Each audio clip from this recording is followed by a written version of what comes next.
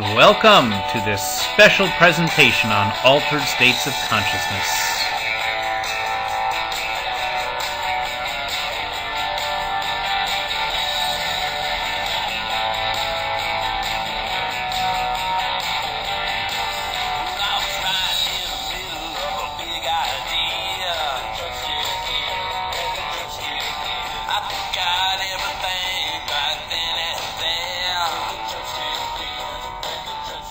We're going to try something a little bit different this time.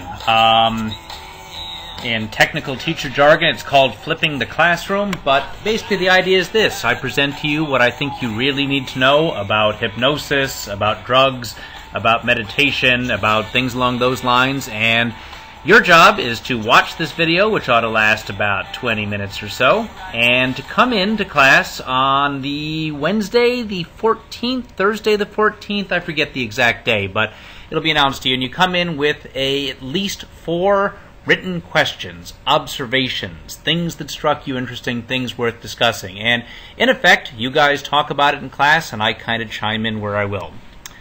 So, we'll see how this works out. I will periodically make an effort to stop and say, think about this, and you might want to pause the video for a second, perhaps provide your own answer, etc. And away we go. First of all, hypnosis, and many of you quite familiar with the idea of hypnosis, been in so many films. You see people holding up a watch or a spiraling, little spiraling, swirly things, and the person goes and does whatever he or she is told to do. Doesn't quite work like this, but it's definitely at least an induced state, as we say, of altered awareness. The real key in this is heightened suggestibility, willingness to believe or think about things or do things or sense things that may not be there, and deep relaxation. We'll get in a few minutes to the question about exactly whether this is a different state of consciousness or if it's more of a role-playing thing, and there are arguments on both sides. Are you hypnotizable? Do you express hypnotizability? Well, the degree to which you are possibly hypnotizable. It appears that just about everybody at some level can be persuaded by hypnosis, can in some ways react to it, but it's also been very well documented that some people are very, very hypnotizable, and some people essentially are not at all. I've always been curious about that, and even have looked up the possibility of finding a hypnotist, maybe here in Surabaya, just to see what it would do to me, if anything. One thing worth mentioning is that to the degree to which somebody is hypnotizable, if they have a high level of hypnotizability, there do not appear to be any types of correlations between that and intelligence, critical thinking skills, possibly, however, a degree of visual creativity. If I were to step back for a moment and say, try right now, in fact, do this. I'm going to put this on pause for just a second and ask you to do this. I want you to picture sitting by the ocean. You can hear the sounds. You can feel the waves, the spray of the ocean coming on you. You can smell the smells of the seas, the seagull overhead.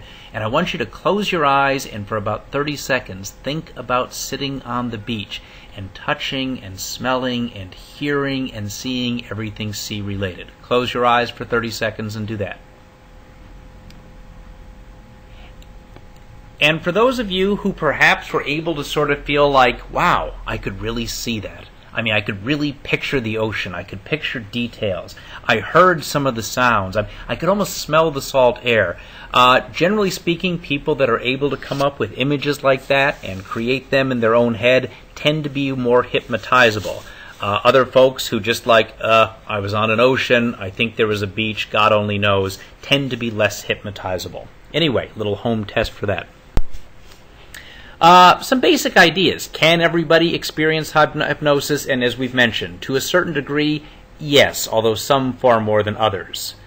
Can hypnosis, very controversial, can it enhance the recall of forgotten events? There was a period in the United States in the criminal investigation units, police units, in which, all we need to do is hypnotize the person and the truth will come out. The real memories will come out, and no.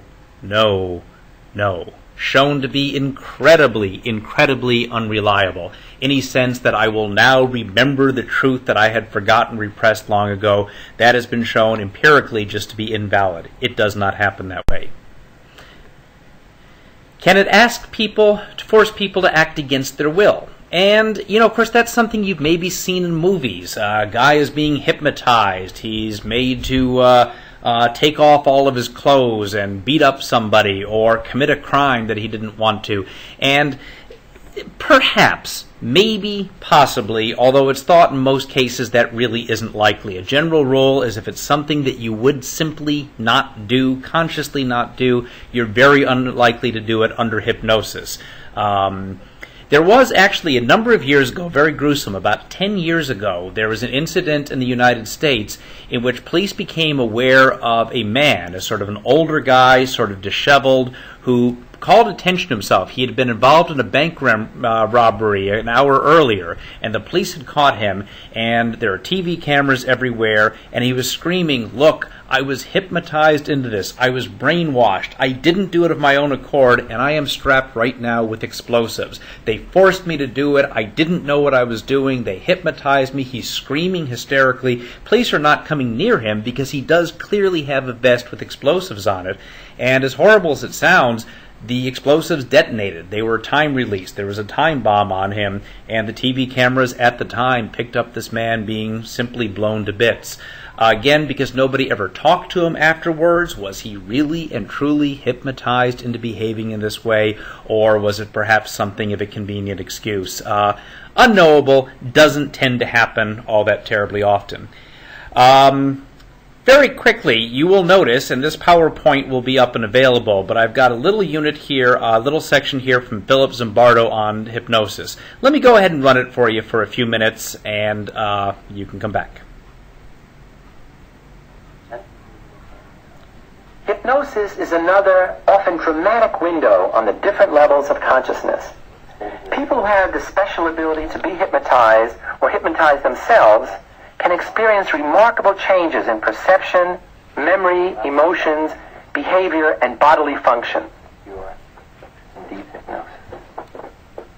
The hypnotist is merely a coach facilitating the optimal performance of the subject. Michael, because you're highly hypnotizable, we can begin our hypnosis session today without any elaborate induction. In fact, all we have to do is have you concentrate on the target, which is your thumb. As I move your hand down, just allow a state of deep relaxation to enter your body. You feel very comfortably relaxed. And just let yourself go into a very deep, full, comfortable state of hypnosis. Get into a very deep, comfortable state of relaxation.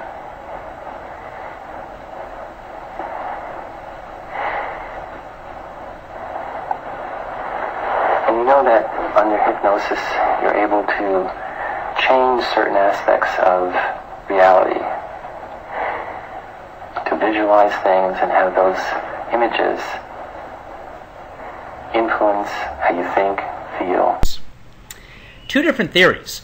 Ernest Hilgard, and you will see him from your reading, Hilgard, argued that there is perhaps what he called a hidden observer. The idea that there really is a form of split consciousness. That if you talk to somebody and say, tell me who you are, they may tell you something that is not true about themselves. A woman that has her hand in a freezing cold bucket of ice water may not actually feel that. Do you feel pain? No, I don't. No, I don't. No, I don't. Do you smell? You see the woman in this picture. Do you smell this horrible, horrible smell? No, I don't. No, I don't. No, I don't. But Ernest Hilgard developed a way to ask somebody under hypnosis, is there somebody else in there? Yes. What does that other person, that, quote, hidden observer was his term? Oh, the hidden observer is feeling pain. Or that other person can smell. That's a terrible, terrible, noxious smell. And this led many people to believe that hypnosis really is a separate form of consciousness. Just like when we're awake and we're asleep, in a lot of ways, those are different ways of thinking, different people operating different thought processes. Others argue, though, that it's really more about social influence, that it's not a true split in consciousness. And this might sound a little bit silly, but think about the self-fulfilling prophecy. People behave as they're expected to behave, as they expect themselves to behave. You have a hypnotist who you believe has the power to do this. You believe that hypnosis exists. And so when the person stands before you, puts you through the rituals, you are so convinced that it is going to change you, it's going to open up another level of consciousness, that in effect, not necessarily intentionally, but you sort of play a role. You act along with it. You may not be consciously aware that you're doing this, but it really is just a very, very developed and convincing form of role play. And that's that other theory, again, the social influence theory versus the divided consciousness theory. People will argue about which is more accurate, which is not. Meditation, which of course is a religious practice in the Hindu religion, in Buddhism primarily, but not necessarily only that. Meditation is taught, children screaming outside out there, but what you going to do?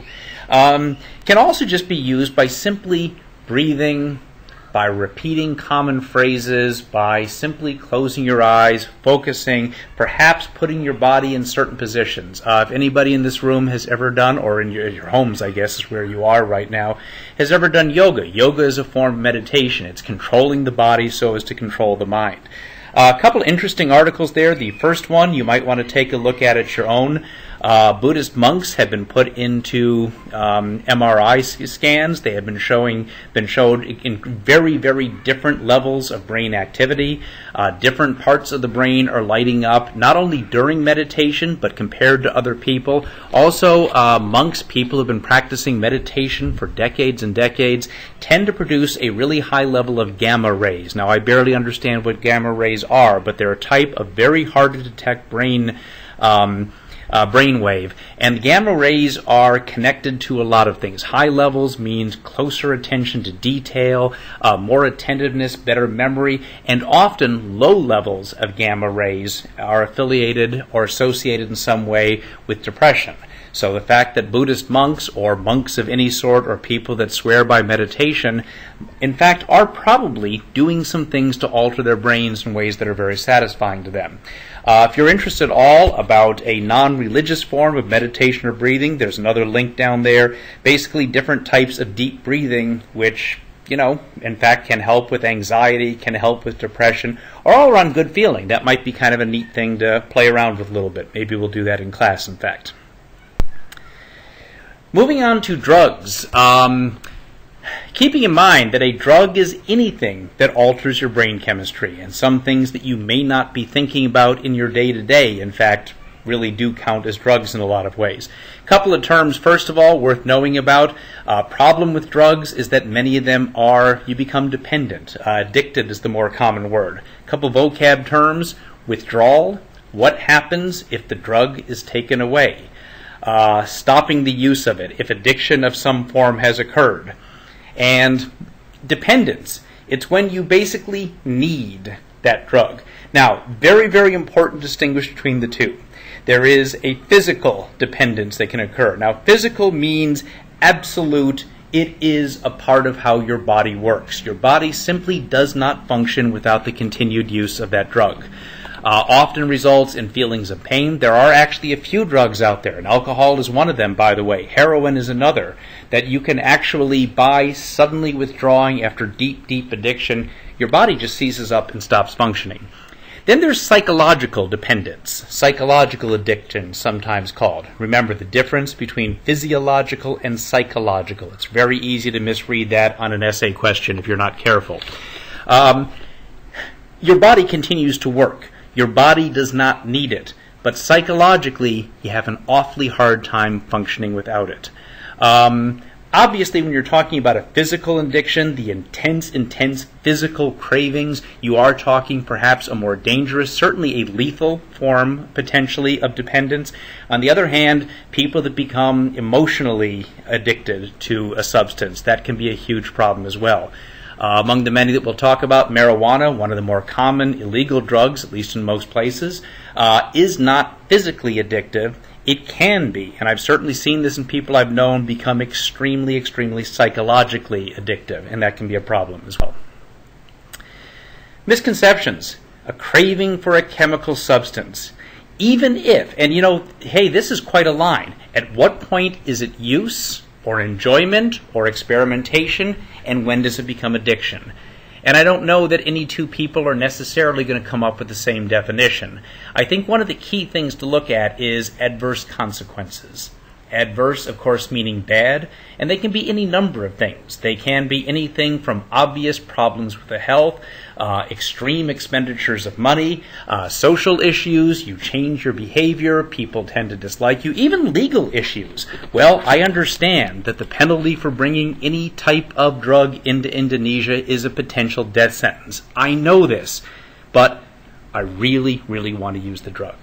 That would suggest to me that there is something of an addiction going on. I suppose if you are carrying the drug in only to be able to make money off it, well, you could even argue you're addicted to the money and the risk of it. But there's an example of a deep, deep adverse consequence.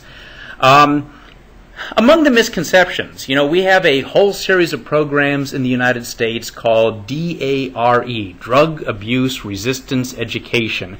And policemen used to come into the schools, I remember this as a kid, and say, kids, drugs are very bad. Did you know that from smoking marijuana once, you can become addicted? And they would tell you horrible stories about a good kid who smoked marijuana once, became instantly addictive, and 3 months later had murdered his parents or something like that. Realistically, that's not the case. It's not that common that somebody from a single use, and certainly with a drug like marijuana or alcohol or something that is less inherently addictive, body chemistries don't change like that. Psychological dependencies don't happen like that. It is quite, in fact, far more common for people to begin as casual users of a drug, and as the days, as the weeks, the months, even the years go by, far more likely that the addiction develops. There can be exceptions. Another, addiction cannot overcome voluntarily. That is a misconception. Quite a number of people, and by the way, we're talking about cigarettes as well. We're talking about nicotine. We're talking about caffeine, one of the, I suppose, less damaging of the psychoactive drugs, but it's absolutely a psychoactive drug. People are able to say, I'm not doing this anymore. I've gotten dependent upon it. I don't like the expense of it. I don't like what it's doing to my health, and stopping. Now, not everybody is capable of doing that, but it is certainly very doable for a lot of people. And then kind of the gray area. Addiction is no different than repetitive, pleasure-seeking behaviors. And guys, there comes the big question. At what point is your behavior causing adverse consequences? My own mind, I think that there are people out there that can handle semi-regular drinking. I don't know that certain types of illegal drug use is inherently awful for everybody who uses it. On the other hand, what kind of risks are you taking? What kind of health problems are there? What sort of legal consequences? All of these types of things. Where that line is drawn between pleasure-seeking behaviors that you do repeatedly and honest-to-God addiction, I'm not able to draw that line for you, and it's something people struggle with. So anyway, these are not necessarily three major misconceptions that you tend to see about addiction. Psychoactive drugs, they affect the mental processes and behavior by their effects on the nervous system. That's all psychoactive drugs. By the way, that includes prescription medication. You had your wisdom teeth taken out and you're given a painkiller, a muscle relaxant, all of the same, all of the same. They can be divided into different ways. I believe your book divides it into three general categories. Again, this is a reification. There is no such thing as one of these concepts of things you can't touch, the concept of opiates or hallucinogens, just simply a way of understanding how different types of psychoactive drugs affect the nervous system. Hallucinogens alter perceptions. They change the way the world around you looks, sounds, feels, tastes, etc., also called psychedelic drugs. None of these, at least as far as I understand, are physically addictive. Again, psychologically is a different story, and there certainly are cases, and it's not that uncommon, where people make really, really bad decisions or behave in a way that severely damages them or somebody else while using hallucinogens, but they are not physically addictive. Many of these you are familiar with. Mescaline, LSD, that was actually created by the U.S. government in the 1940s and 50s, I believe, as a way of potentially controlling people's minds, also known as acid more commonly. PCP, kind of a scary one. I don't think it tends to be used as often now, but was actually a form of a horse tranquilizer, a big animal tranquilizer. Relatively few people went out of their way to use PCP, but marijuana was often laced with it. Marijuana that was sold for a while had PCP sprinkled upon it, and people were getting into a lot more than they thought they might be. And marijuana, pot, cannabis, call it what you wish, THC is the active chemical in that. Obviously a lot milder than the others. Psychedelic mushrooms also in this category. One that is used by some Native American tribes in the United States called peyote. Peyote is also a naturally occurring psychedelic. Some of these things are synthetic. Marijuana, THC is a naturally occurring chemical. LSD, as mentioned, manufactured by human beings, created by human beings. There is a little bit of a false sense that, well, if it's something that comes from nature, if it's natural, it can't be bad for you. And of course, that's nonsense. There are a lot of natural poisons out there. So man-made, not man-made, doesn't make a big difference in terms of impact on health or psyche. Opiates, we have talked about before. Highly, highly addictive. A sense of well-being and pain-killing. And let me ask you to stop yourself for a second now. Can you tell me what type of neurotransmitter opiates act as an agonist for?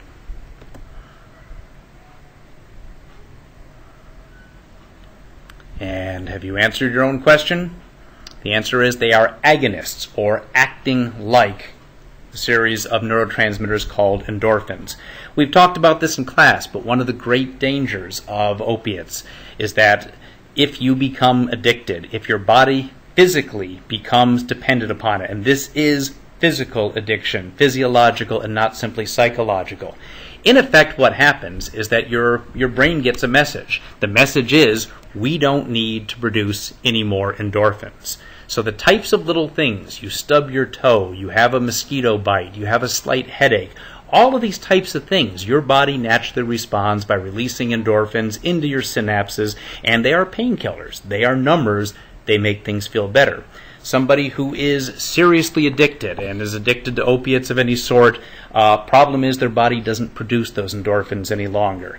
There are a number of horrifying films out there. One is called Trainspotting, which is a definite R-rated and then some, so I'm not recommending it to you, but has some tremendously realistic scenes about the horrors of going through withdrawal. Again, you can physically die from simply stopping opiates cold turkey. One of the major ways of treating this over the years has become using a substance called methadone. Methadone has active chemicals in it that stop the craving, they stop the pain, they stop the discomfort, but they don't give you any of the sort of blissed out kind of, the feelings, the positive feelings associated with it. A lot of controversy. Is this a way of simply prolonging an addiction, or is it a safer, more comfortable way of pulling somebody back into a world where they can be free of it? Morphine has medical uses primarily, as does codeine. Heroin, of course, is the one that is sold on the streets the most often. Methadone, as mentioned before, is kind of a treatment for heroin. It's basically none of the, quote, fun characteristics, but a lot of at least the same neurological impact. Depressants. Bottom line, they slow you down. They slow down the central nervous system. Barbiturates is an example, sleeping pills of any sort, Valiums, anti-anxiety drugs, Xanax is another, and one that surprises people sometimes is alcohol. Alcohol is absolutely a depressant. Now, I've had people say to me, well, it's not a depressant for me. Alcohol makes me rowdy. Alcohol makes me more active. Alcohol actually speeds me up. A couple things about that. First of all, it is a depressant. It slows down your nervous system. You react less quickly. End of story. It is a depressant. Why is it that some people may act in a way as if it is a stimulant? A large part of that, and if we'll turn to this next section, is that it affects judgment. It affects memory. It reduces self-awareness or inhibitions. In other words, you behave in a way that you perhaps wouldn't do if you had not had a lot to drink. So although it may feel that you are doing things you wouldn't normally do, and people that you occasionally see at parties, I hope not the ones you go to, but I'm sure that can happen sometimes, that behave in a way that is either aggressive or overly flirtatious or anything else, really what you're talking about is the judgment is gone. The judgment is impaired, but the central nervous system is actually slowing down. Little note over there about drinking and driving.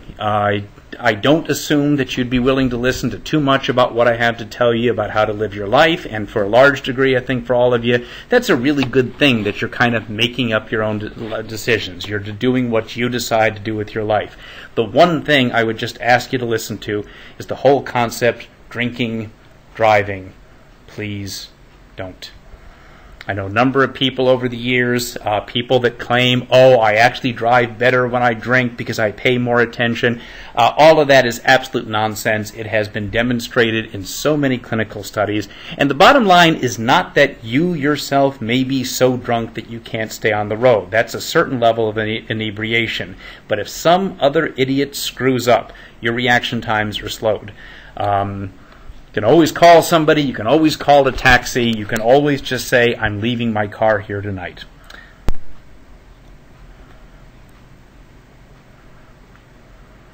And the answer is not heroin, and it's not cocaine, and it's not methamphetamine, it's not crystal meth.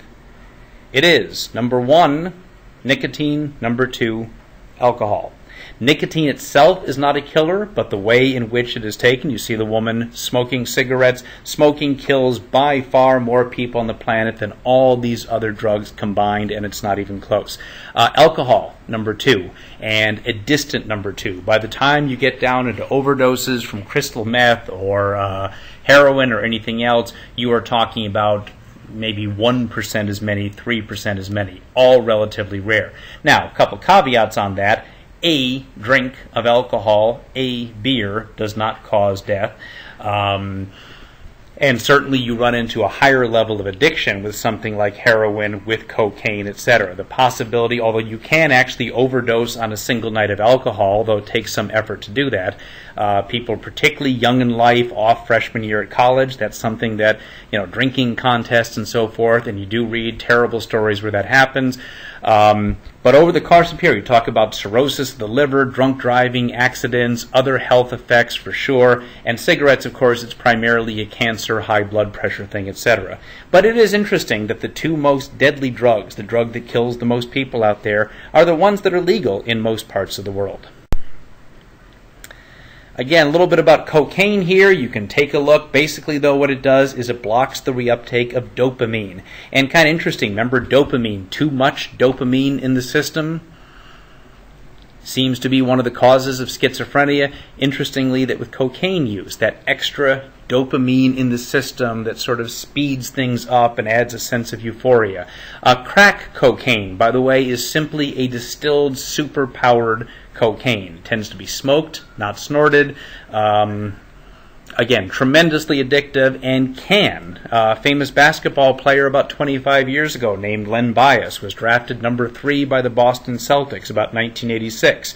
Died of a cocaine overdose 2 nights later in celebrating this. So certainly can happen, to be sure.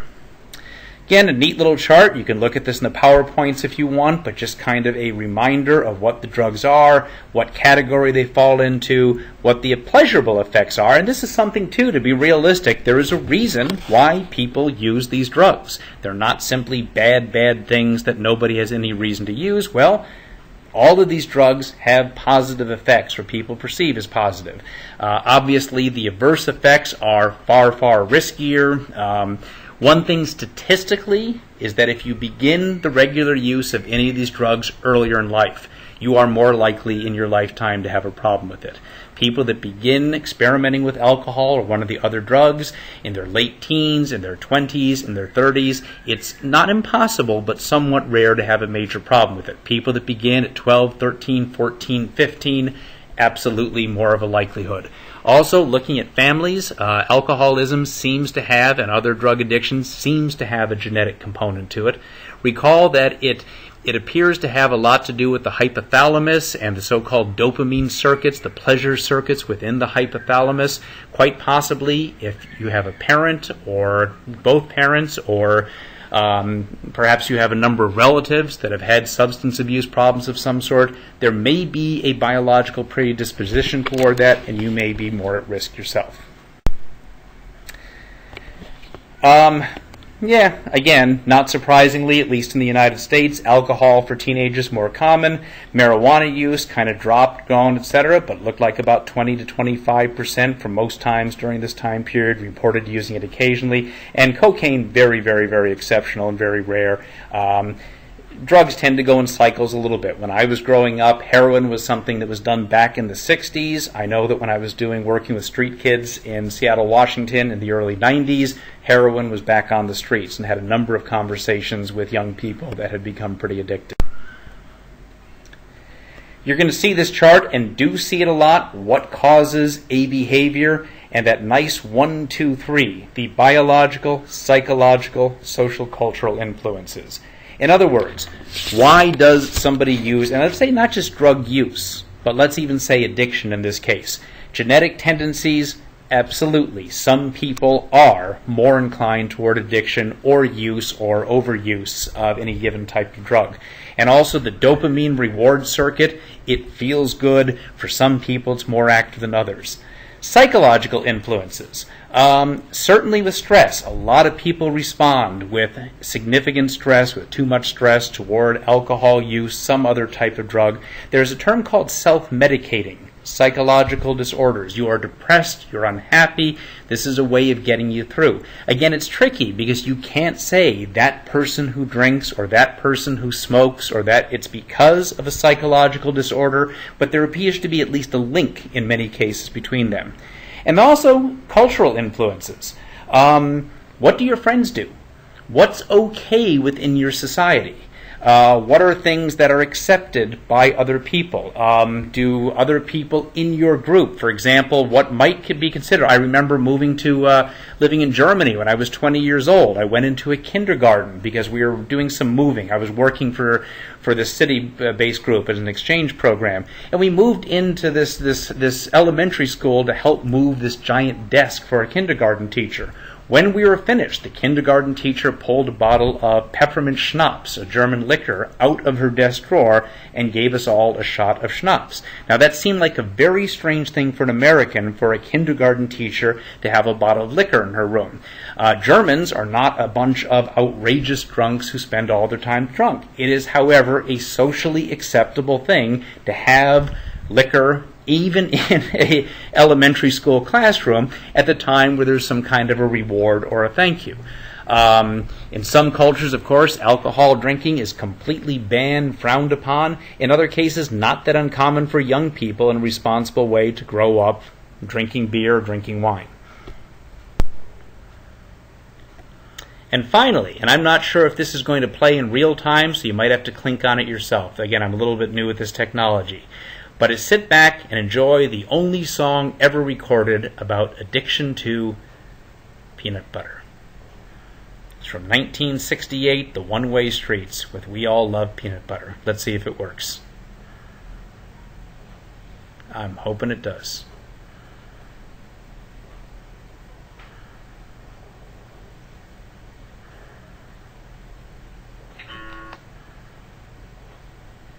Yeah, it's not working. Finally, have a few minutes. Recommend that you stop this and take this little internet addiction test. Come up with your answers. It's 1 through 15, something like that. Answer using a Likert method scale, 1 through 5. come in with those results, and I'll put up a little scoring key for you. Again, addiction, people question to what degree addiction really is legitimately about things you don't take into your body. Can you be addicted to television, to sex, to religion, to the internet, obviously the one we're talking about here, but a sense of, do you not have control over your internet use, I guess is what they're looking at. Anyway, remember with these things, it's always just a matter of, it's for discussion purposes. You're not being diagnosed as with a legitimate problem, but something to sort of think about. So take a couple minutes, come in with your results, and I will flash the ways to interpret your scores otherwise.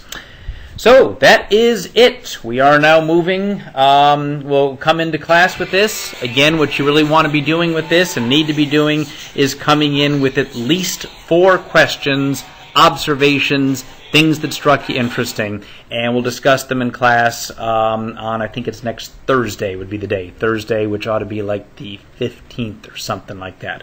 It'll be on Moodle. Right, we'll see how this works out. Again, what you might want to do with this is stop periodically. If you didn't get something, hold, go back. You've got some ability to check on that. All right, we'll see if this works. Hope you enjoyed it, and if you guys like doing it this way, maybe we'll try it again. Take care.